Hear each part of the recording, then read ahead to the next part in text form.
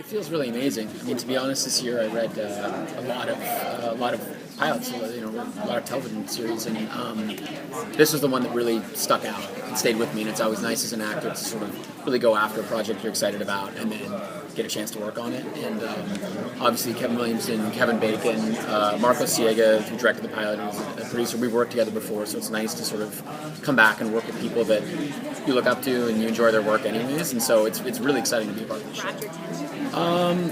I love thrillers and I love dark material. I mean, I love amazing storytelling, and I thought it also was an interesting character for me. The character of Mike Weston. He's sort of, I think he worships the Ryan Hardy character in a way because he's studied both of these people, Joe Carroll and Ryan Hardy. So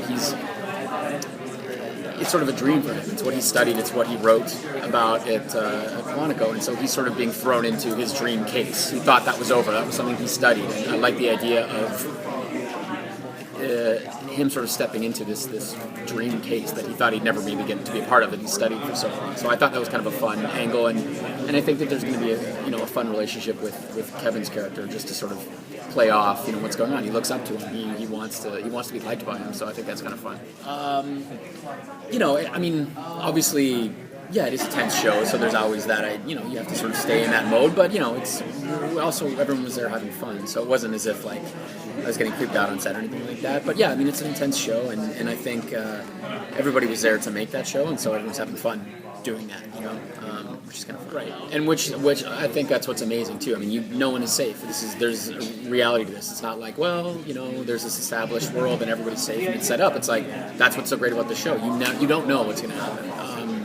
And so, I think for an audience, for me as an audience, I love that stuff. I love never knowing what's going to happen. I love not knowing if someone's going to get it in the next episode. I don't love not knowing if your favorite character is in dire straits. You know what I mean?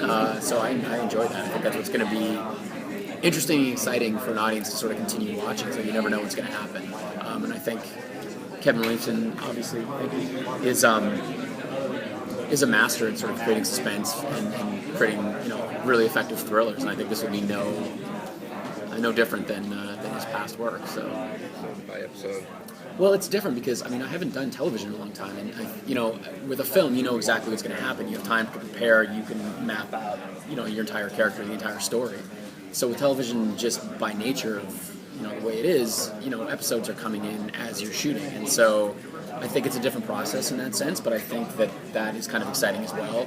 And again, on a television show, you have more time to sort of create a character. It's not like, we have 2 hours to really create it. You have hours and hours and hours, and potentially, hopefully, knock on wood, seasons to sort of create that character. And so I think it's nice to know as much as you possibly can about your character from an acting perspective to build it up. But as far as what's going to happen in the story, I think it's kind of exciting to get it the week before and be able to react and just sort of go with the flow. And I think that's going to be kind of a fun thing for me on the show.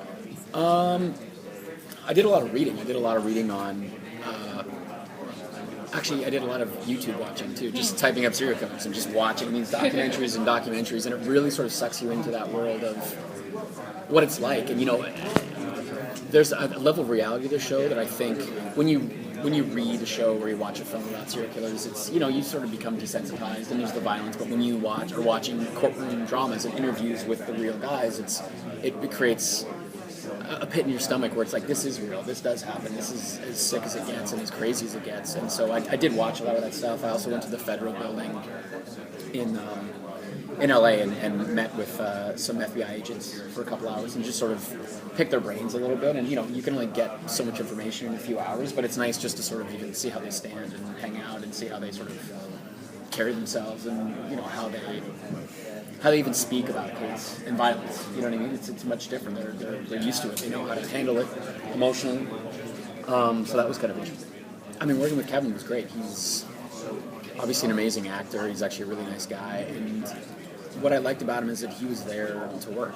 He was really excited about the show. You could tell that the level of passion and excitement that he had for the show was the same as everybody else. And so it's fun. It's fun working with actors that you respect and look up to, and he's a great actor. So being in a scene with him is fun. It's easy.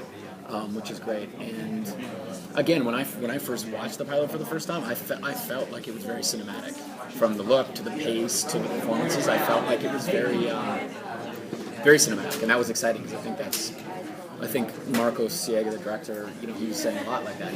Just even the way they wanted to shoot it and the way he was going to light it, he wanted to be a little movie every week, and I think that's the goal. And I think certainly the pilot we achieved that, so that was really cool. I actually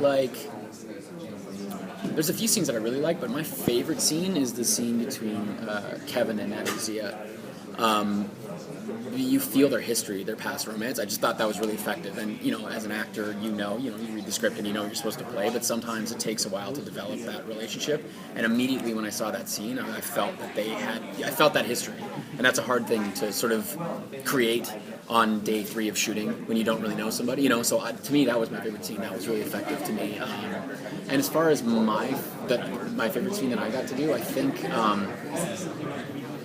discovering the I don't want to give too much away, but discovering the garage was amazing, because you walked into something that was horrific, and it just, I was like, it was awful. It was really gross, and we didn't walk in until right before we shot it, and so to see it was graphic. I mean, it was pretty gross, pretty disturbing. So I really enjoyed that. I think that, to be honest, this is the time that's sort of happening. We haven't started shooting the second episode essentially now. But Kevin Williamson was really great. I mean, the first thing I wanted to do when I sat down was in Atlanta, where we shot the pilot, was just like, there's stuff on the page. I have ideas, and again, with a film, you know exactly where you're going or what you want to do. So I was kind of like, I have some ideas, but I don't want to run this way. And you're like, whoa, whoa, whoa. So that was nice to just be able to have that discussion, and everyone's very open and just sort of. And again, some of the things he was like, that's great, that's good. Some of the stuff he's like, no, I don't think that's where we're going. And those are just the discussions you have to have so you know where you're going. So, yeah, it was cool. No, actually, I did install a security system. Actually, that's a fact. But yeah, it's creepy. It's really creepy. I don't think shooting it so much, but like watching the videos on YouTube and just thinking about the reality and how normal these guys are, how socialized they are, and obviously James' performance. You see both sides, but he's such a charming, intelligent man, and to know that there's that kind of evil next to us potentially is really scary. I was walking down the street in my neighborhood, and I sort of nodded at somebody, and I was just like, man, that guy, I didn't want him to follow me. I was like, what if that guy is one of the 300? You know what I mean? So it's kind of creepy. I hope that's what it does for an audience as well. You know what I mean? Just sort of establish that sort of slight paranoia, Yeah, no, it gave me complete chills, and to this day I'm like, okay, I'm putting chairs in the doors. Yeah, I sleep with an axe next to my bed just in case. Cool. Well, thank you guys.